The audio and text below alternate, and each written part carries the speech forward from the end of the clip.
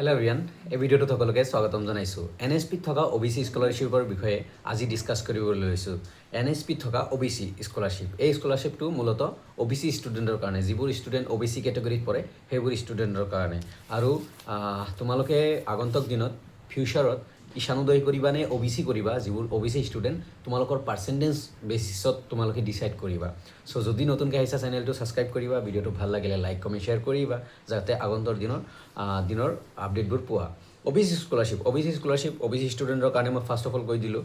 Next, তোমালোকে যদি matric pass কৰিছা, class 11, 12, degree, professional course, MBBS, mechanical engineer, software engineer, তাৰপিছত BLLB, LLB, তাৰপিছত যিমান ক'ৰ্ছ আছে সকলোৰ যিমান ষ্টুডেণ্ট আছে চবেই, পলিটেকনিক, ITI চবেই এপ্লাই কৰিব পাৰিবা। চবেই মই ক'ৰ্ছখিনি কৈ দিছোঁ যে BA, BSc, BCom, তাৰপিছত BBA, ITI, পলিটেকনিক, MBBS চবেই এপ্লাই কৰিব পাৰিবা।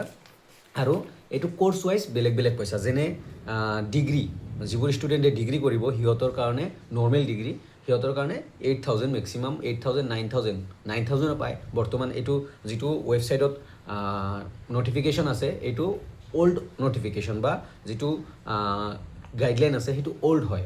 চ' 9,000 কেতিয়াবা আহে, 7,000 আহে, ডিফাৰেণ্ট টাইমত ডিফাৰেণ্ট পে'মেণ্ট, ডিফাৰেণ্ট এমাউণ্টৰ পে'মেণ্ট দিয়ে। চ' ক'লোঁ যে মেট্ৰিক ষ্টুডেণ্টেও কৰিব পাৰিব, যিসকলে মেট্ৰিক দিছে 11, তাৰপিছত 12ত পঢ়ি আছে সিহঁতে 11ত কৰিলে 12ত পাব। তাৰপিছত গ্ৰেজুৱেশ্যন, তাৰপিছত পষ্ট গ্ৰেজুৱেশ্যন, তাৰপিছত MBBS, ইঞ্জিনিয়াৰিং চবেই কৰিব পাৰিব।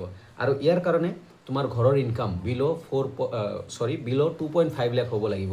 ঘৰৰ ইনকাম বহুত কম, যে তোমাৰ এনুৱেল ইনকাম ঘৰৰ 2.5 লাখ হ'ব লাগিব, 2.5 লাখ।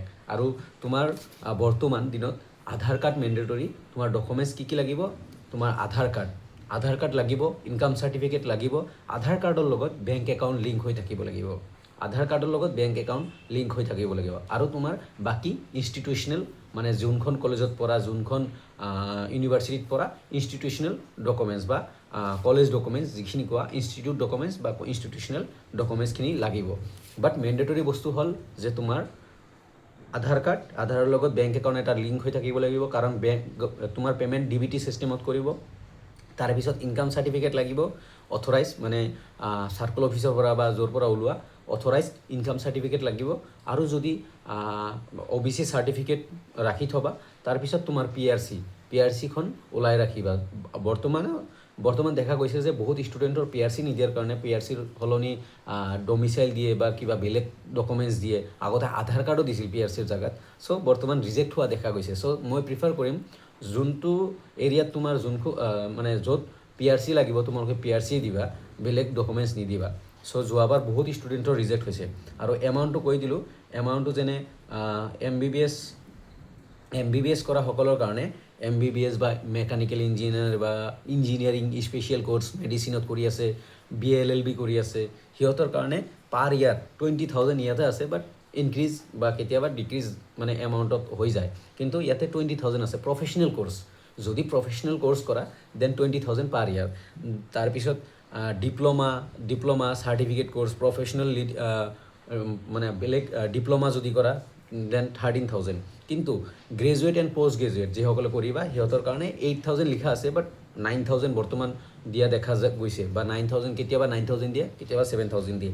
আৰু 11-12ৰ কাৰণে যিবোৰ 11ত এপ্লাই কৰিব সিহঁতৰ কাৰণে 5,000 OBC স্কলাৰশ্বিপ। চ' কোনে OBC কেটেগৰী হোৱা জনাবা। আৰু এতিয়া আহিছোঁ পাৰ্চেণ্টেজ। শুনা একদম ক্লিয়াৰ এণ্ড কাট কথা কৈ দিছোঁ। যদি 80 এবভত আছে, ৰিক্স লোৱা, ঈশানোদয় এপ্লাই কৰা। 80,000 পাৰ ইয়াৰ। ঈশানোদয়ত কোনো চবেই এপ্লাই কৰিব পাৰিব। জেনেৰেল হওক, OBC হওক, SC হওক, ST হওক, PW হওক, চবেই এপ্লাই কৰিব পাৰিব। যদি 80 এবভ আছে তোমালোকে ঈশানোদয় এপ্লাই কৰা। আদাৰৱাইজ নিজৰ category OBC ষ্টুডেণ্টে OBC scholarship apply কৰা। চ' অলপ ইনফৰ্মেশ্যন দিছোঁ, আৰু আগন্তুক দিনতো ভালকৈ ডিছকাছ কৰিম, বা আৰু বেলেগ যেনেকৈ হেল্প কৰিব পৰা যায় ট্ৰাই কৰিম, যেনেকৈ বুজাব পৰা যায় ট্ৰাই কৰিম। চ' যিবোৰ ষ্টুডেণ্টে HS পাছ কৰিছা, মেট্ৰিক পাছ কৰিছা, সেইবোৰ ষ্টুডেণ্টৰ কাৰণে OBC স্কলাৰশ্বিপ। আৰু যিসকলে গ্ৰেজুৱেট কমপ্লিট কৰিবা, পষ্ট গ্ৰেজুৱেট নাম লগাবা, সিহঁতৰ কাৰণেও OBC scholarship. Thank you everyone. ভিডিঅ'টো ভাল লাগিলে লাইক কমেণ্ট শ্বেয়াৰ কৰিবা। Thank U.